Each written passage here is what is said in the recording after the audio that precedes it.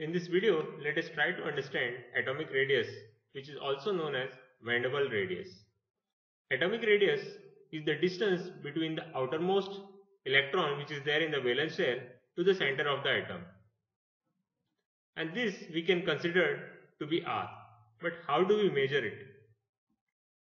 It is difficult to measure this distance between the outermost electron and the center of the atom. However, one can measure the internuclear distance between two atoms, and that is relatively simpler. Two atoms in the space can come close because of three things. One is because they form a bond which is covalent. Second one, they form a bond which is ionic, or they can just come close because of van der Waals force of interaction. So let us understand the atomic radius and the van der Waals force of interaction by which atomic radius is calculated. I have considered two molecules which are homonuclear diatomic molecules. Means the atoms in these molecules are same. In the space, when they come close,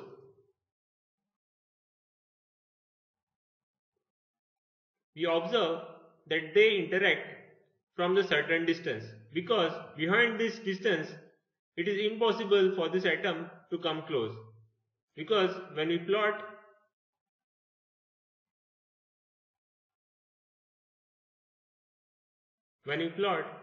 the energy versus the difference in the distance between these two molecules, we observe a potential energy curve. Initially, energy is low, and as the atom come close, as distance decreases between the molecules, the energy decreases, and at a certain value of 2r, which is the internuclear distance, the energy is minimum, and behind this the energy increases. So we can understand that these two atoms which have come close, they are at a fixed distance, and when we measure the internuclear distance,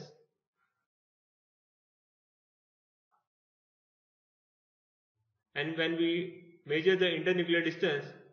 divide by 2, that is the mean of that, we get r, that is the radius of the atom. We should note that this radius is known as van der Waals radius, is higher than actual radius of the atom.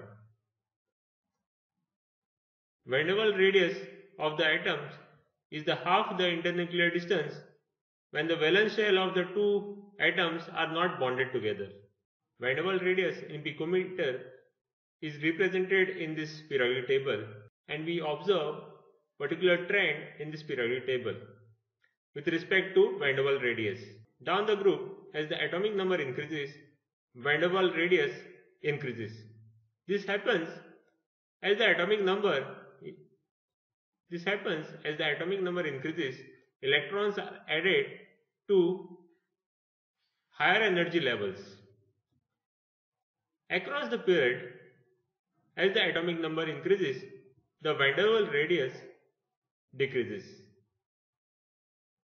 And this can be understood as the electrons are added to the same energy levels, the radius of the atom decreases, because the effective nuclear charge